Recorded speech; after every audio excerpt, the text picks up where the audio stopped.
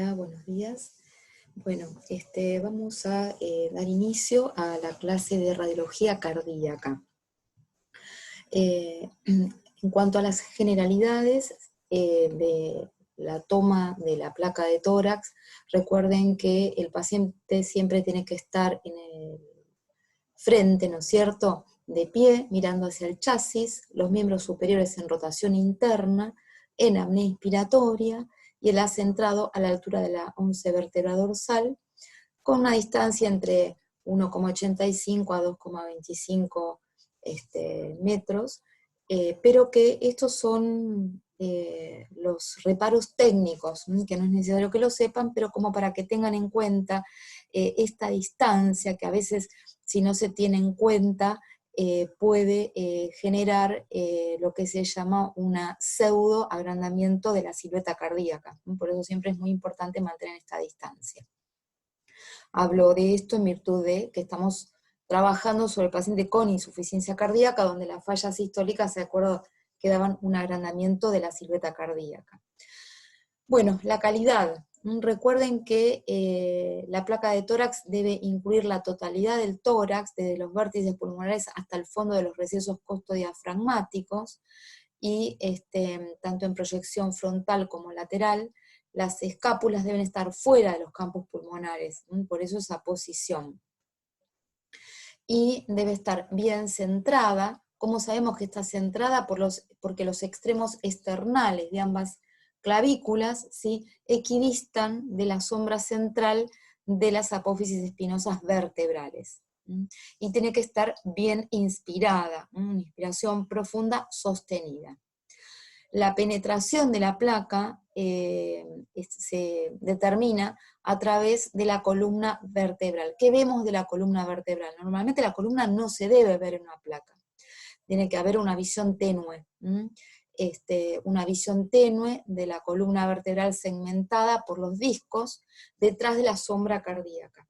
Pero no se debe ver específicamente la columna. Si eso es así, está muy penetrada, con lo cual nos puede subestimar patología pulmonar. Y siempre debe haber una gama diferente de los contrastes, si esto significa que está bien revelada. El bien revelado habla que debe haber una buena diferencia entre gris, negro y blanco. Blanco y lo radiopaco, que es la estructura ósea, y lo negro es el aire, que es radiolúcido, que son las playas pulmonares. Entonces, completa, donde se ven los vértices y los senos costodiafragmáticos y ambos hombros, centrada, equidistan las apófisis espinosas de los extremos vertebrales, la correcta penetración, donde apenas se vislumbran las vértebras, correcta densidad, es decir, el revelado, blanco, negro y gris, el continente, el contenido, esto es, las estructuras por fuera del contenido que implica las playas pulmonares y el mediastino, y los campos pulmonares que tienen que ser radiolúcidos. Bueno, acá tenemos una visión esquemática, donde uno va a representar la tráquea. Todo esto lo tenemos que después reconocer en las placas simples. Dijimos, la 1 es la tráquea, 2 es la tráquea, la carina, específicamente dentro de la tráquea la carina, o sea, la bifurcación. 3 son los bronquios principales. En 4 tenemos las arterias pulmonares y sus ramas principales. En 5 tenemos las venas pulmonares. En 6 el botón aórtico. En 7 la aurícula derecha. En 8 el ventrículo izquierdo. 9 es la aorta descendente. 10 es la vena cava superior. 11 la cisura menor. 12 es el diafragma derecho. 13 es el diafragma izquierdo. 14 la burbuja gástrica, o sea, la cámara gástrica. 15 las clavículas, 16 la primera costilla, 17 la escápula y 18 los pliegues axilares. Bien, en el perfil, ¿sí?, lo que tenemos que reconocer desde la técnica, que el paciente está de pie, apoyando el lateral del tórax contra el chasis, los miembros superiores sobre la cabeza en apnea expiratoria, y el centrado a la altura de la sexta vértebra dorsal o punta del omóplato, con una distancia también que referimos de 1,85 m a 2,25 m. Bueno, recordemos que el pulmón derecho tiene un lóbulo superior, un lóbulo inferior y un lóbulo medio. Esto sería en el lateral, y a nivel frontal, fíjense que se va a ver el superior y el inferior. Mientras que el izquierdo directamente solamente el superior y el inferior. Por eso en el derecho tenemos la cisura media.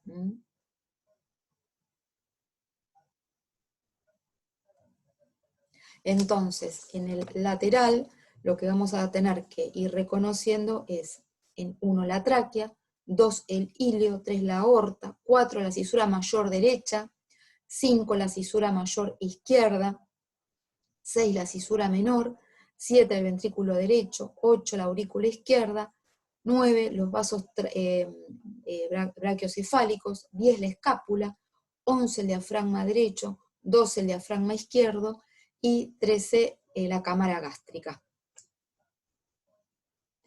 Bien, la desentrada de vértice sirve para que técnicamente se realiza inclinando el paciente hacia atrás en un ángulo de 30 grados, o el tubo se eleva y angula hacia abajo 45 grados, pero sirve para despejar los vértices pulmonares y visualizar mejor los lóbulos superiores y medio. Fíjense cómo se despeja bien el vértice de las clavículas, y esto básicamente, la desentrada de vértice, es para ver cuando hay afección de los vértices pulmonares, por ejemplo en la tuberculosis pulmonar. Esto es a grandes rasgos las técnicas de radiología, ¿sí? Que tienen que tener en cuenta para no entrar de lleno a la radiología cardíaca. Y recuerden que en expiración es una técnica idéntica para la placa de frente, pero es para visualizar el neumotórax o el atrapamiento aéreo. Fíjense la diferencia entre una expirada y una inspirada. ¿Sí? Y la de decúbito lateral, que es para ver los derrames pleurales cuando el paciente no se puede parar, y entonces el paciente está acostado en decúbito lateral derecho e izquierdo, y sirve básicamente para ver los derrames pleurales. Fíjense el decúbito lateral como el borramiento del seno costofrénico, ¿sí? Que habla que hay líquido, y cuando lo ponemos en decúbito lateral se pone de manifiesto la línea inclinada, que nos está poniendo en evidencia la movilidad de ese derrame pleural. Y esto se hace cuando el paciente no se puede parar, se lo coloca en decúbito lateral. Bueno, en la anatomía radiológica no nos vamos a detener demasiado, pero es para que vean las costillas, cómo se identifican. Fíjense que están enumeradas 1, 2, 3, 4, los segmentos anteriores de las costillas. Fíjense que van hacia abajo los segmentos anteriores de las costillas. Y así las podemos contar. Fíjense, están contabilizadas en el esquema, y traten de buscarlas representadas, las que están hacia abajo, que es el segmento anterior de la costilla. Y mientras que las posteriores están aquí graficadas. Bien, la pared torácica entonces tiene estructuras óseas, músculos y tejido celular subcutáneo. Recordemos el reconocimiento del diafragma, pleura, mediastino, ilios y parénquima pulmonar. Entonces, las estructuras óseas y partes blandas. Dijimos entonces estructuras óseas, acá tenemos nuevamente graficados el esternón, tenemos las clavículas y las costillas. Recuerden cómo habíamos reconocido los segmentos anteriores de las costillas, que están hacia abajo, ¿sí? La columna, como ya lo habíamos mencionado anteriormente, y fíjense el húmero y la escápula. El perfil nuevamente, donde tenemos el esternón, la columna en azul, las vértebras, y tenemos las costillas, ¿sí? Los arcos costales, y aquí vemos el arco costal posterior, el anterior ya lo habíamos identificado anteriormente. Entonces, recuerden, los bordes costales superiores e inferiores se deben ver nítidamente en la región superior.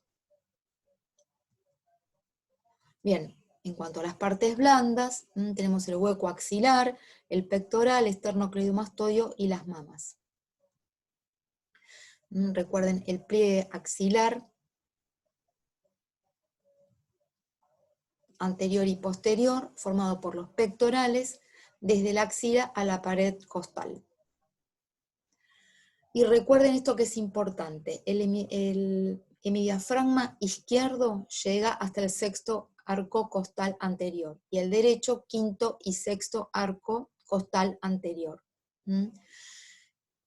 Esto es importante que tratemos de reconocer al diafragma, que es el primer músculo respiratorio, que tiene una forma convexa, regular y puede estar lobulada. Ambos diafragmas deben mostrar una convexidad con alturas similares. Recuerden que el derecho es 1 centímetro más alto que el izquierdo, y los senos costofrénicos forman dos ángulos agudos, ocupados por parénquima aireado. Fíjense las lobulaciones normales del diafragma, ¿sí? Y el ángulo cardiofrénico entre el corazón y el diafragma, siempre ocupado por grasa, que es de color gris, la grasa. Y esto es lo que nos compete y es lo que tienen que saber. Es uno de los casos clínicos que van a ver como reconocimiento de la patología cardíaca. Esto es lo más importante de la clase, porque lo demás después en respiratorio lo van a volver a ver. Pero bueno, la silueta cardíaca y el mediastino es lo más importante. Aquí lo que van a ver que en la silueta cardíaca tienen el borde derecho con 3 arcos. En rosa está la vena cava superior, después tenemos la aorta ascendente en blanco, y la aurícula derecha, ¿sí? En amarillo. Ahora bien, del lado izquierdo vamos a tener 4 arcos. En verde es el callado aórtico, ¿sí?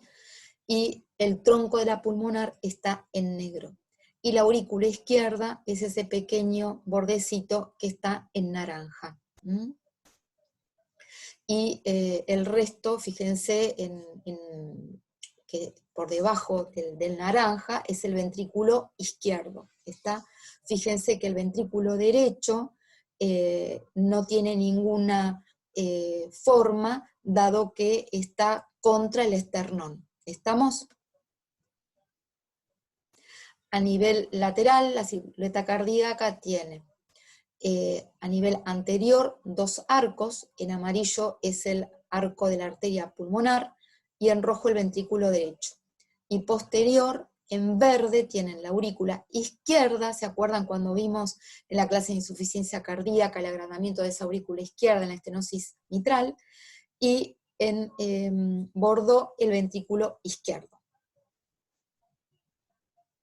Bueno, y esto es muy importante, quizá lo más importante de esta clase. Si no tienen tiempo de repasarla, traten de hacer hincapié en esto. ¿Cómo medimos el índice cardiotorácico? Porque es importante. Esto sirve para ver el aumento del corazón en la falla ventricular izquierda. ¿Se acuerdan cuando habíamos hablado de remodelado, que el ventrículo izquierdo era reemplazado por tejido fibrótico? Bueno, eso iba a determinar, ese remodelado, un agrandamiento del corazón, que va a generar un aumento del índice cardiotorácico. ¿Cómo medimos el índice cardiotorácico? Bueno, trazamos una línea media, que esta línea media pasa por las apófisis espinosas de la columna vertebral.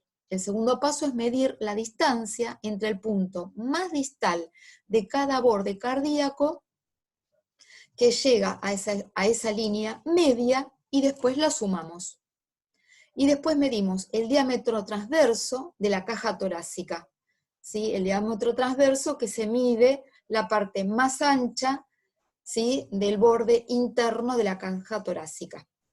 Y después sumamos las distancias de los dos pequeñitos segmentos y dividimos entre el diámetro transverso. Y después lo multiplicamos por 100. ¿Sí? Entonces, de vuelta, la línea vertical se medía pasándola por las apófisis espinosas. Y después buscábamos los extremos más anchos del corazón.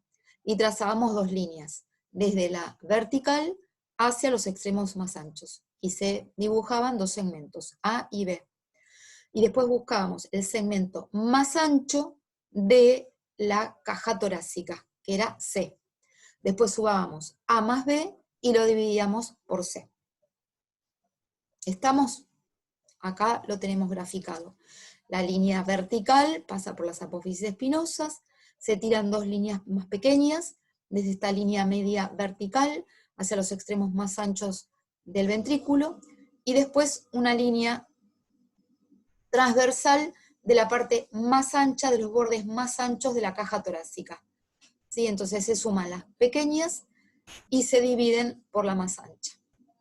Normalmente, ¿sí?, es 0,5 el valor.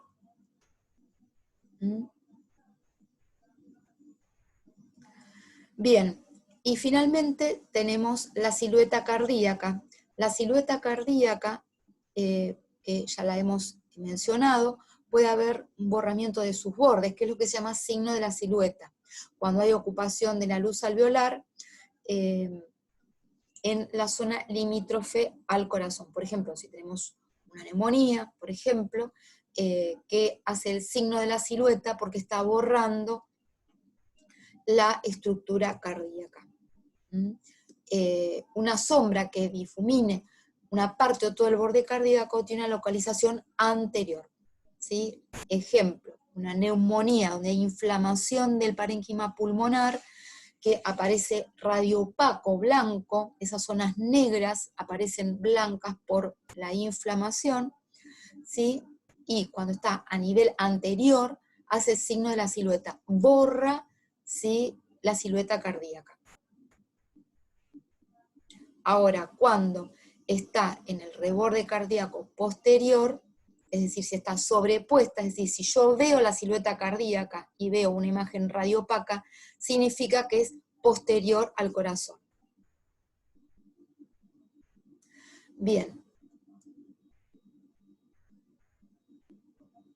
Cuando tenemos alteraciones de la densidad radiológica, por ejemplo, disminución de la densidad, esto se llama radiolúcido, de color negro. Esto significa que hay más aire, ¿sí?, como por ejemplo el paciente con enfisema, o la presencia de un neumotórax. Cuando hay aumento de la densidad, por ejemplo una inflamación, un proceso de ocupación alveolar por agua, por ejemplo la insuficiencia cardíaca, esto va a ser radiopaco.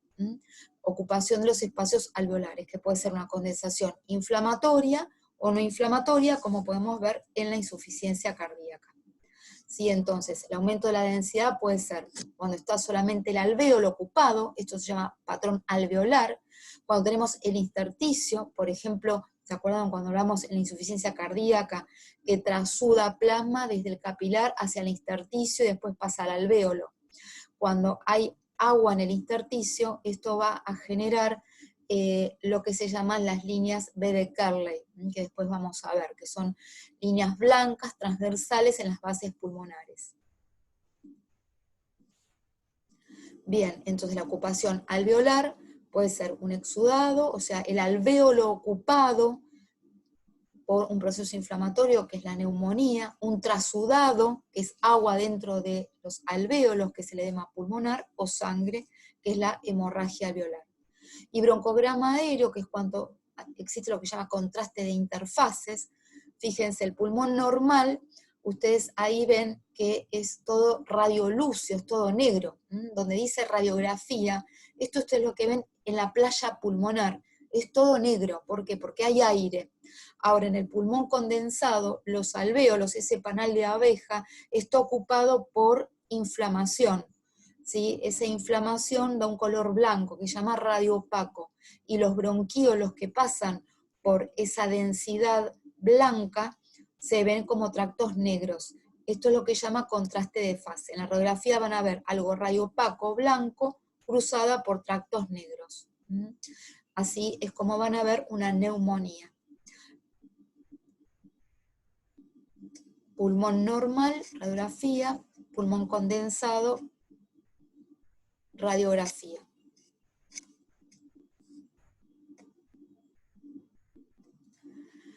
Bien, esto es todo lo que fuimos explicando.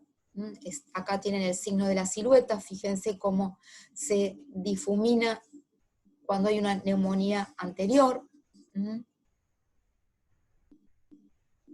Entonces, el signo de la silueta, la condensación del lóbulo medio claramente visible en la placa, borra el borde derecho del corazón.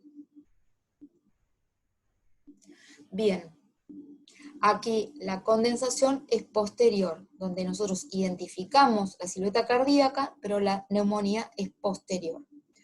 Y el patrón intersticial es cuando hay, por ejemplo, inflamación o líquido dentro del intersticio. Y puede aparecer un patrón reticular cuando es inflamatorio, o líneas horizontales, que son las líneas B de Kerlin. Fíjense, las líneas horizontales que están en los costados es lo que se llaman líneas B de Kerlin, que aparece cuando hay agua en el pulmón. Y las líneas A, que son las mismas, pero son oblicuas, que están en el intersticio. Apliquemos toda esta teoría, esto es lo que tenemos que saber para insuficiencia cardíaca. ¿Qué índice cardiotorácico tenemos acá? Es un índice cardiotorácico, a grosso modo, sin hacer grandes cálculos, que está aumentado. Fíjense, si hacemos el cálculo, ¿se acuerdan que normalmente era 0,5? Acá, si hacemos el cálculo que hicimos recién, es 0,63. Fíjense el agrandamiento de la aurícula izquierda en una estenosis mitral.